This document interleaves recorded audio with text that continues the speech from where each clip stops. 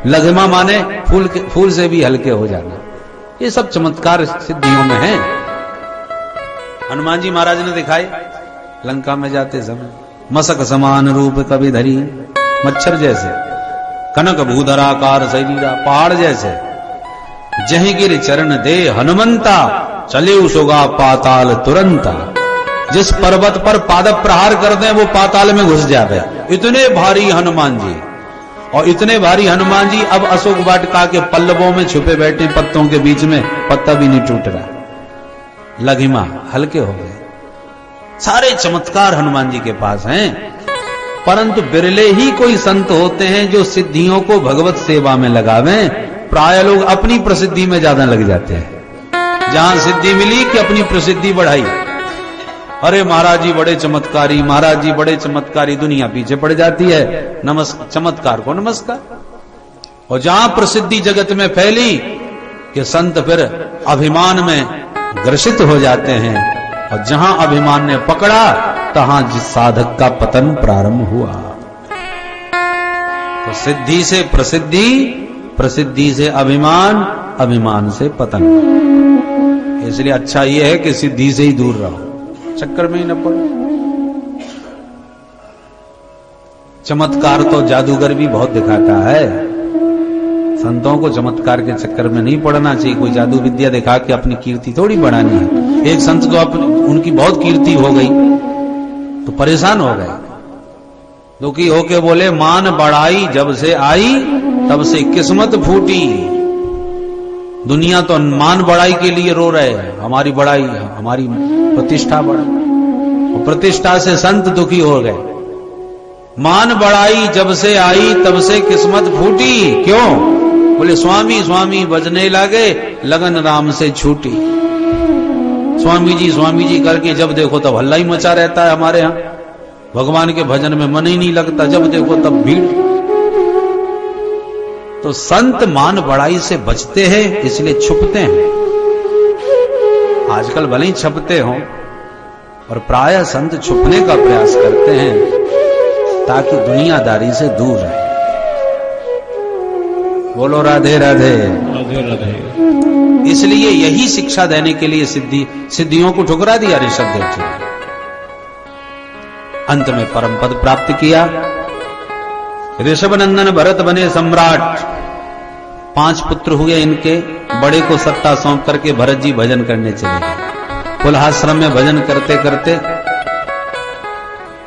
एक दिन गंडकी नदी में स्नान करने गए। स्नान करने के बाद सूर्य भगवान को जल देने लगे। उसी वक्त एक गर्भवती मृगी पानी पीने आएगी नदी किनारे।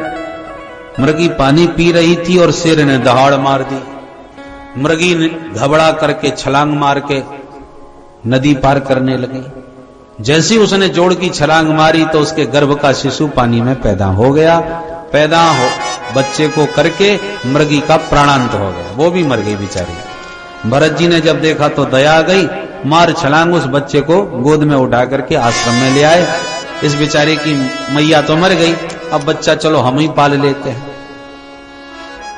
तो कुटिया में रह करके जंगल में भरत जी भजन भी करते हैं और बच्चे का भी लालन पालन करने लगे। पर कहते हैं मनीराम का कभी भरोसा न करे, 1 मिनट में ये कहां धोखा दे जाए। मन की गति है अटपटी, झटपट लखे न को। जब मन की खटपट मिटे तो चटपट दर्शन हो। मन के हारे हार है, मन के जीते जीत। मन ही मिलावत राम से, मन ही करत भजीत। माधव से जुड़ जाए तो कल्याण का साधन बन जाए, और संसार में फंस जाए तो बंधन का कारण बन जाए। चाबी एक ही है, इधर मोड़ दी ताला बंद, इधर घुमा दी ताला खुल गया। ये मन की चाबी भी ऐसी ही है। मन माधव की तरफ मुड़े तो मुक्ति, संसार की तरह घूम जाए तो बंधन। चीज एक ही है। मन वही है। भरत जी का मन मृग के छोने में अटक गया, भजन भूलते गए, मृग के प्यार में फंसते गए। एक दिन मृग का छोना भाग गया जंगल में, पागल होकर के दीवानों की तरह उसको ढूंढने लगे, कहां गया कहां गया, रोने लगे, बिलखने लगे। बहुत ढूंढने पर बच्चा नहीं मिला तो रोते रोते उसी के प्रेम में प्राण त्याग दिया। इतना प्रेम दीवाने हो गए। अगला जन्म मृग शरीर मिला, क्योंकि मृग का ध्यान करके शरीर छूटा। एक देवी जी फोटो खिंचवाने गई स्टूडियो में, बड़ा भारी मेकअप किया, 2 घंटे तक दर्पण के सामने सज समर के गई, परंतु इतना दूर था स्टूडियो कि पैदल पैदल 2 किलोमीटर चलना पड़ा। गर्मियों का मौसम था, हवा भी बहुत तेज थी, आंधी तूफान चल रहा था, तो शकल पे बज गए 12 और जाकर के सीधे कैमरामैन के सामने, जल्दी से फोटो खींच दे, 2 घंटे तैयार होके आई हूं। उसने कहा मैडम थोड़ा सा संभाल लीजिए अपने केसों को। बोले हमको मत सिखा, 2 घंटे सज के ही आई हूं, तू तो जल्दी से फोटो खींच। अच्छा ठीक है, खींच दिया फोटो। और जब सामने फोटो आया तो बड़ी लाल पीली हो, ऐसी शकल है मेरी, सब बिगाड़ के रख दिया, तेरे को फोटो खींचना ही नहीं आता। बड़ी नाराज। कैमरामैन बोला मैडम मैंने पहले ही कहा था कि आप जरा संभल के बैठिएगा, पर तुमने सुनी ही नहीं हमारी। अरे ऐसे कैसे, मैं 2 घंटे संभल के ही तो आई थी घर से। कैमरामैन बोला आप घर में कितना सजी इससे मुझे मतलब नहीं, मेरे कैमरा के सामने कैसी थी मुझे उस क्षण से मतलब है, क्योंकि जैसा कैमरा के सामने आप बैठी होंगी कैमरा का फोटो वैसा ही अनुभव किया। और बुढ़ापे में अंतिम समय कहीं मति मलिन हो गई, इधर उधर चिंतन चला गया तो जीवन का फोटो बिगड़ गया और जिंदगी भर भटके इधर उधर, परंतु अंत काल में यदि अपने मन को संभाल लिया और अंतिम क्षण समर गया चिंतन का, तो समझ लो फोटो तुम्हारा बढ़िया बन गया। क्योंकि अंतिम क्षण जिसके चिंतन में जाएगा पुनर्जन्म का वही कारण बनेगा। इसलिए अंते यामती सागति, तो फोटो खिंच रहा हो तो जरा संभल के बैठ जाना चाहिए, तो बढ़िया फोटो आवे, टेढ़ा मेढ़ा ना हो जावे। ऐसी जब अंतिम क्षण जीवन का आवे तो सारे जीवन के शुभ कर्मों का परिणाम उसी क्षण समझ में आता है। यदि वो क्षण बन गया तो जीवन बन गया, और वो क्षण कहीं बिगड़ गया तो जीवन सब बेकार हो गया, जीवन भर का करा धरा सब चौपट हो गया। अजामिल जैसा पापी अंत में थोड़ा संभल गया, धोखे से ही सही, कभी कभी धोखे से भी बढ़िया फोटो खींचे जाता है, पता ही ना चला फिर भी। तो अजामिल का ऐसे फोटो बढ़िया बन गया था, परंतु बड़े बड़े बेचारे सिद्ध महात्मा जड़ श्री भरत जी जैसे जीवन भर भजन करते और मरते समय मृग की याद आ गई, सब बर्बाद हो। पर भजन करने वाले का पतन नहीं होता, भगवान उसे आज नहीं तो कल संभाल के रखते हैं। भजन का ये प्रताप था कि मृग शरीर तो भले ही मिला, फिसल तो गए, पर मृग देह में भी याद सब कुछ बनी रही, इसलिए अब इन्होंने किसी से बात नहीं की। मृग शरीर भी छोड़ दिया, तीसरा जन्म पंडित जी के घर में हो गया, याद फिर भी सारे जन्मों की बनी रही। तो अब ये प्रसन्न इस बात पर हो गए कि अब ब्राह्मण शरीर मिल गया है, और ब्रह्म ज्ञानी के लिए ब्राह्मण शरीर सर्वोत्तम है, इसलिए अब ब्रह्म ज्ञान प्राप्त करूंगा, दुनिया के चक्कर में बिल्कुल नहीं फंसूंगा। पर जहां पैदा हो गए हैं वहां से निकलना तो पहले बड़ा मुश्किल होता है, ऐसे थोड़ी। जहां कोई निकलने की कोशिश करे तो परिवार के लोग पकड़ लेते हैं, अरे कहां जा रहा है बेटा, तेरे बिना कैसे रहेंगे। तो संसार बड़ा विचित्र है। भरत जी को पूर्व जन्मों की याद रही, इसलिए दुनियादारी में बिल्कुल नहीं फंसे, पर माता पिता बड़ा प्यार करते हैं। अब इन्होंने सोचा इनके झंझट से बचें कैसे, तो अपने को बचपन से ही पागल सिद्ध करने लगे। कोई कुछ कहे और ये कुछ जवाब दें, कभी कोई एक अक्षर याद करके नहीं सुनाया। दुनिया से बचने का सबसे बढ़िया तरीका है पागल हो जाओ, सचमुच नहीं दिखावटी। और दुनियादारी को पागलपन दिखाओगे तो दुनिया वाले या तो खुद ही भगा देंगे या तुम्हारे बगल में कोई नहीं आएगा, अरे पागल है, निकम्मा है, बर्बाद हो गया। दुनिया स्वार्थ से भरी हुई है, यदि स्वार्थ सिद्ध होगा तो दुनिया चिपकेगी, और किसी मतलब के न रह जाओ तो अपने आप दुनिया दूर भग जाएगी, छोड़ना नहीं पड़ेगा, दुनिया वाले खुद ही आपको छोड़ देंगे। भरत जी को ये योजना सफल लगी। पिताजी ने कहा, देख बेटा, तू ब्राह्मण का बेटा है, कम से कम गायत्री मंत्र तो याद कर ले। अच्छा पिताजी सुनाओ, मैं सीखूंगा आज। पिताजी ने 108 बार गायत्री मंत्र सुनाया। बेटा याद हो गया? बोले पिताजी, जब से आप मंत्र पढ़ रहे हो तब से इस बिल में 9,999 चीटियां घुस गई। पिताजी का माथा गरम। नालायक कहीं के, चींटियां गिन रहा था तू? मंत्र सुन रहा था? अरे राम राम, इसकी मति बिल्कुल खराब है, मां मूर्ख है। पिताजी ने नाम रख दिया जड़ भरत। भरत जी खुश हो गए, पागलपन की मोहर लग गई। तो अब न कोई शादी करने वाला है, न दुनिया में फंसने वाले। मन में बड़े खुश हो गए। पिताजी पधार गए, माताजी भी पधार गईं। घर में भैया भाभी रह गए तो भाभियां इनसे बहुत जलने लगी। पड़ा पड़ा खाता रहता है, कितना सांड जैसा मोटा पड़ रहा है, और काम के नाम पर पागलपन दिखा करके मुक्त हो जाता है। भाइयों ने इसकी खटिया खेतों पर डाल दी। यहीं रहा कर, घर में किसी मतलब का नहीं है तू। सो खेतों पर ही रहने लगे।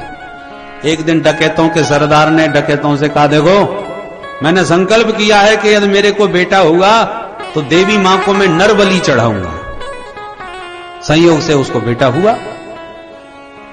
डकैतों से कहा, पकड़ के लाओ किसी आदमी को, मुझे बलि चढ़ानी है। डकैत रात में निकले और तो कोई मिला नहीं। खेतों पर बैठे हुए महाराज जी मिलकर सो जड़ भरत जी को ही पकड़ के ले गए। इन्होंने बिना किसी विरोध के आराम से उठ के चल दिए। इनको पहले तो नहलाया खिलाया और फिर देवी मां के मंदिर में जाके बैठा दिया। बाबा करो दंडवत। तो जड़ भरत जी को कोई भी डर नहीं, कोई भी भय नहीं, क्योंकि शरीर को तो संत लोग चोला समझते हैं। जैसे कपड़ा है, एक फट गया दूसरा मिल जाएगा। तो जड़ भरत जी उसी विशुद्ध अपने आत्म स्वरूप का परिचय जानते हैं, इसलिए सिर झुका के देवी मां के चरणों में आराम से बैठ गए। पर देवी मां ने देखा, ओहो ब्रह्म ज्ञानी मेरे चरणों में सिर झुका रहा है और ये पापी लोग उसका बलिदान कर रहे हैं। जैसे ही सरदार ने तलवार उठाई, भद्रकाली मंदिर से प्रकट हो गई और तुरंत तलवार को छीन के सारे डकैतों की गर्दन को काट दिया। बोलो दुर्गा मैया की जय। मंदिर के अंदर का सारा नजारा बदल गया। जड़ भरत जी ने सिर उठा के ऊपर देखा तो सबकी गर्दन कटी पड़ी है। हो देवी मां ने बचा लिया हमको, लगता है अभी प्रारब्ध और भी शेष है। उठ के चल दी। ये होती है ब्रह्मज्ञानियों की स्थिति। ना डर, ना भय, ना आतंक, ना अपमान, सब द्वंद्वों से परे होते हैं। एक दिन राजा रघुगण पालकी में बैठ के जा रहे थे सत्संग सुनने के लिए कि अचानक एक कहार बीमार हो गया। अन्य साथियों ने कहा अब क्या करें? राजा ने कहा तो दूसरे को किसी को पकड़ो। सो जड़ भरत जी दिख गए। कहारों ने कहा बाबा इधर आओ। सो चले आए। कहो। बोले पालकी में लग जाओ, राजा रघुगण महाराज बैठे हैं। तो जड़ भरत जी ने कोई विरोध नहीं किया, धर दो कंधे पर। सो बीमार को हटा के बाबा को लगा लिया। जड़ भरत जी आराम से चल पड़े। वो तो पहले चल रहे थे, सो अब चल रहे हैं। शरीर में उनकी कोई आसक्ति नहीं, परंतु नीचे देख के चलते हैं कि मेरे शरीर से कोई जीव जंतु न मर जाए। तो चलते चलते इन्होंने पैर रखा, पैर के नीचे चींटा दिख गया। चींटा को देखते ही एकदम उछल पड़े बचाने के लिए। अब पालकी ढोने वाला छलांग लगावे तो पालकी का हाल क्या होगा? ये उछले और पालकी डगमगाई, राजा की खोपड़ी चट। अब राजा का माथा गर्म हो गया।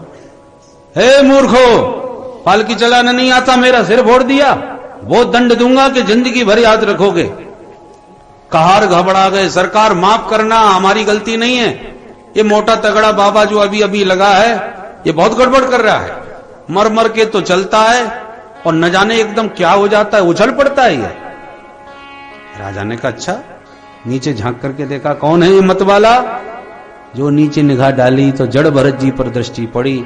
राजा मजाक उड़ाने लगा, अच्छा ये श्रीमान जी हैं, देखो बेचारा कितना पतला दुबला, 1.5 हड्डी का है, कमजोर है, इसलिए चल नहीं पा रहा, पूरा बोझा इसी के कंधे पर तो है, तुम लोग तो अभी अभी लगे हो। इस प्रकार के जब व्यंग वचन बोले तब जड़ भरत जी ने अपना मुंह खोला और ऐसे शब्द बोले कि रघुगण के पूरे होश उड़ गए। अपने वास्तविक स्वरूप का परिचय आज श्री जड़ भरत जी ने दिया। अभी तक जिंदगी में नहीं बोले तो आज ही क्यों बोले? बोले संत तब बोलते हैं जब उन्हें कोई उत्तम पात्र मिलता है। दूसरी बात, जड़ भरत जी इसलिए भी बोले कि बुरा भला जैसा भी सही, पर इसका भार मैंने अपने कंधे पर उठा लिया है। तो संत जिसका भार उठाते हैं उसका फिर कल्याण करके ही छोड़ते हैं।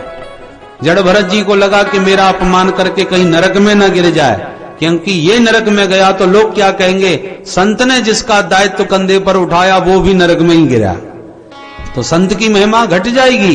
इसलिए जड़ भरत जी बोल पड़े कल्याण करने के लिए। त्वयोदितं व्यक्तमवे प्रलब्धम भर्तु समय स्याद् यद् वीरभारः गन्तुर्यदि स्यादधिगम्य मध्वा पीबेति रासौ न विदां प्रवारः। राजन, तुम किसे दंड देने की सोच रहे हो?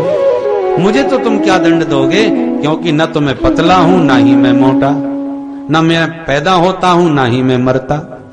ये सारे द्वंद्व तो शरीर के हैं। मुझ आत्मा में ये कोई विकार नहीं, कोई द्वंद्व नहीं। मैं तो द्वंद्व मुक्त परम विशुद्ध आत्म तत्व हूं, जिसका विनाश, जिसका जन्म, जिसका मरण कभी नहीं होता। अब रघुगण का माथा घूमा कि ये बातें तो मैं वेदांतियों से सत्संग में सुनता था। ये ब्रह्मज्ञानी कौन है जिसका जीवन में ज्ञान उतरा हुआ है? उपदेशक मैंने बहुत सुने, पर उपदेश उतरा हुआ तो इस महापुरुष में देख रहा हूं। ध्यान से जब दोबारा देखा, कंधे पर यज्ञोपवीत दिखाई पड़ गया, और जड़ भरत जी का जनेऊ देखते ही रघुगण तुरंत पालकी से कूद पड़ा, चरणों में प्रणाम करके क्षमा मांगने लगा। कस्त्वं निगूढ़स्य रसी द्विजाना बिभर्षि सूत्रम कतमो बदूतः। क्षमा करें महाराज, आप कौन ब्रह्मज्ञानी हैं? आपकी वाणी कितनी अद्भुत है, आपके शब्दों में कितना अद्भुत आकर्षण है। आपने मेरे हृदय को झंकृत कर दिया। आपका जनेऊ बता रहा है कि आप ब्रह्म ज्ञान से संपन्न कोई ब्रह्मज्ञानी हैं। मैं महाराज किसी से नहीं डरता, पर ब्राह्मण के क्रोध से मुझे बहुत डर लगता है।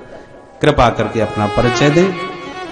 जड़ भरत जी बोले, हम जो भी हैं, घबराने की हमसे कोई आवश्यकता नहीं। ब्राह्मण तो हम अवश्य हैं, पर खतरनाक ब्राह्मण नहीं है। डरो मत, और जो बात करनी है निर्भीक होके कहो। रघुगण ने कहा, तो एक बात पूछना चाहूंगा सिर्फ। क्या? बोले, आपने कहा कि मैं आत्मा हूं, शरीर नहीं, इसलिए मुझे कोई कष्ट नहीं, कोई भार नहीं।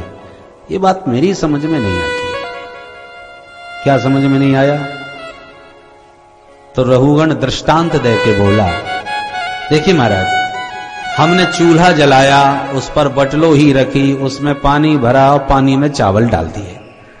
तो पहले चूल्हे की आग बटलोही को गर्म करेगी, फिर बटलोही का ताप पानी को गर्म करेगा, फिर पानी की उष्णता चावल को धीरे धीरे सिद्ध कर देगी, पकाकर भात बना देगी। तो जैसे आग की तपन चावल तक पहुंच गई एक दूसरे के संपर्क से, ऐसे ही जब शरीर में कष्ट होगा तो इंद्रियों को कष्ट होगा, क्योंकि इंद्रियां शरीर में ही तो स्थित हैं।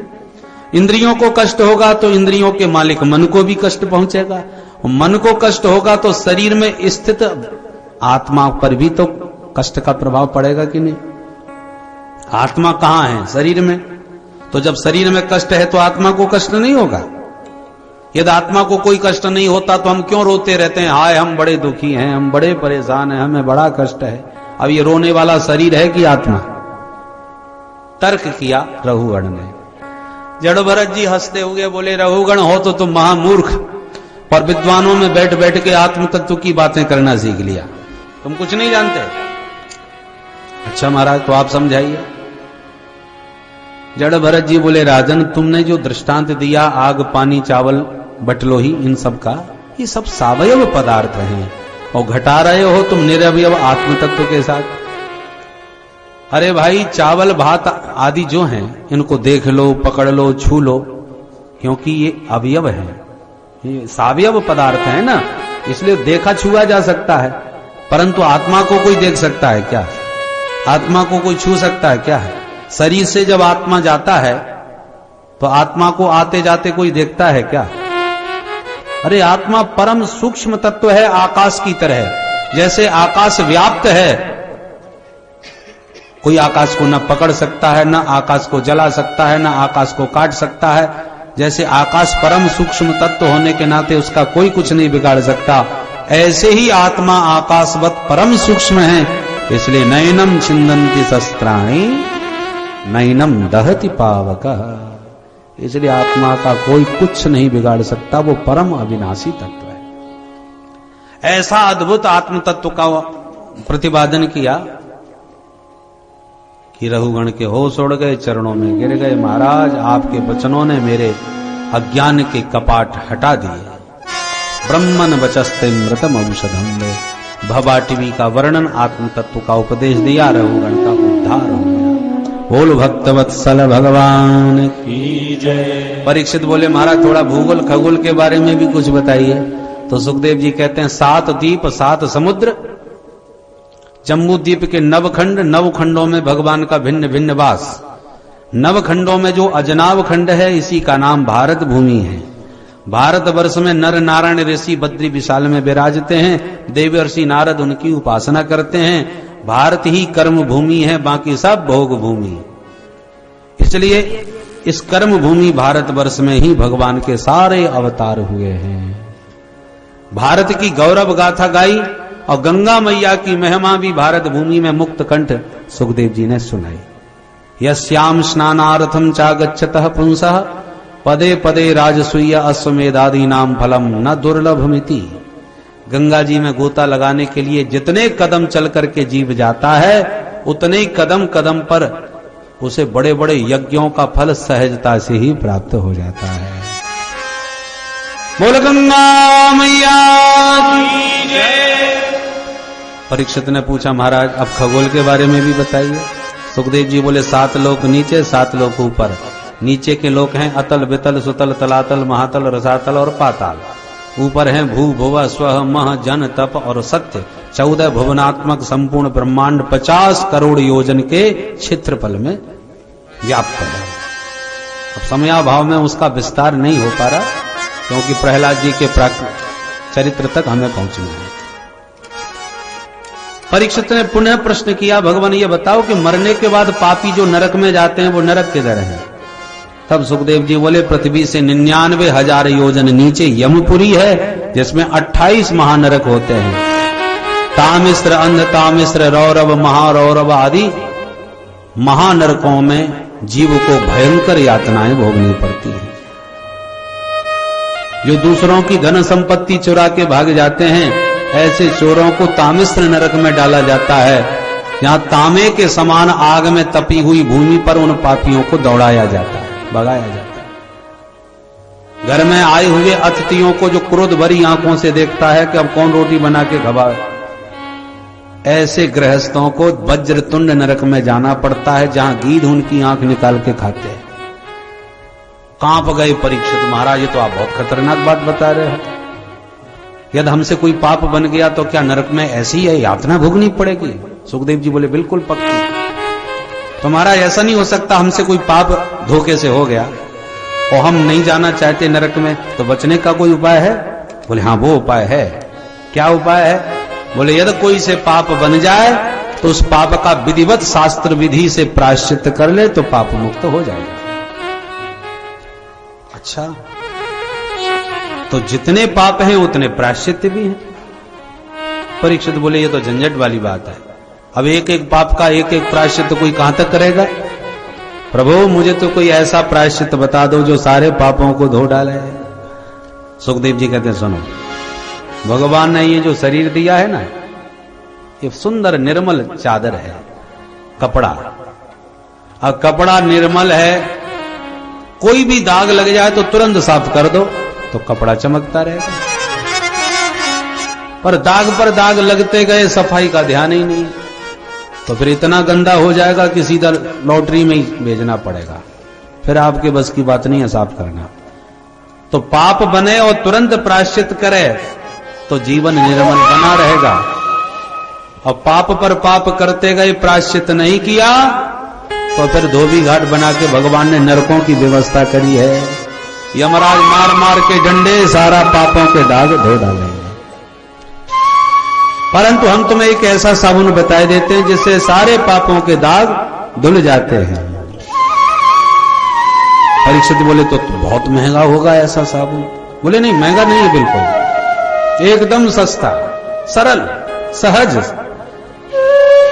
है। तो बहुत सस्ता पर है इतना पावरफुल कि एक बार तुमने रगड़ दिया इस साबुन को अपने तन की चादर में तो बड़े बड़े से बड़े दाग ढूंढते ही रह जाओगे।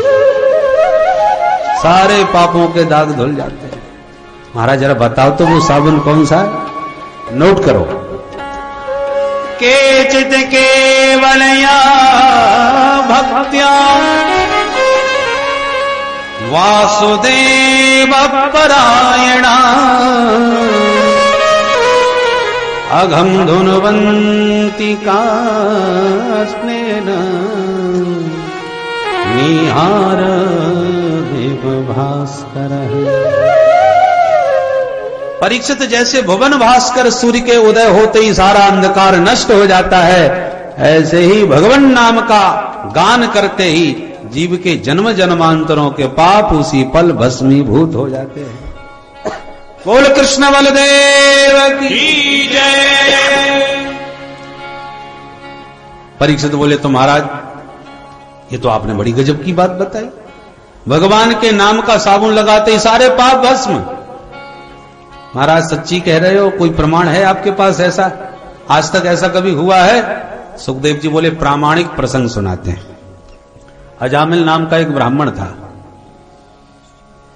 माता पिता का भक्त, बड़ा विद्वान था, पर जंगल में समिधा बीनने गया। लकड़ी चुनते चुनते एक शूद्र को सरोवर के तट पर एक किसी गणिका के साथ, वैश्या के साथ रमण करते देखा और उस गणिका के हाव भाव में ये भी प्रभावित हो गया और हमेशा के लिए उसके साथ चला गया। घर परिवार पत्नी पुत्र सबको त्याग कर उसी वैश्या का दास बन के रहने लगा। चोरी डकैती डाल डाल करके उसको धन देता है। उस गणिका से इसने 10 पुत्रों को जन्म दिया और 10वें पुत्र का नाम एक संत के कहने से इसने नारायण रख लिया। जब इसका मृत्यु काल आया और काले काले यमदूत इसे पकड़ने आए तो डर के मारे ये अपने बेटे को बुलाने लगा, बेटा नारायण बचाओ, बेटा नारायण इधर आओ। जो ये शब्द इसके मुंह से निकला, दूरे क्रीडन का सत्तम पुत्रम नारायण भयम प्लावतेन स्वरोडोचै आजुहाव कुलेन्द्रिय। पूरी ताकत से बोला, बेटा नारायण बचाओ। तुरंत 4 पार्षद भगवान के प्रकट हो गए, मार यमदूतों में धक्का, काल पाश से मुक्त कर दिया अजामिल। अब यमदूत विष्णुदूतों से लड़ बैठे। क्यों भाई, तुम 4 चमकीले चमकीले कहां से चले आए? तो विष्णुदूतों ने कहा तुम काले कलूटे कहां से आ गए? यमदूतों ने कहा हमें नहीं जानते, यमराज के सेवक हैं, पापियों को पकड़ने का काम करते हैं। आपका परिचय?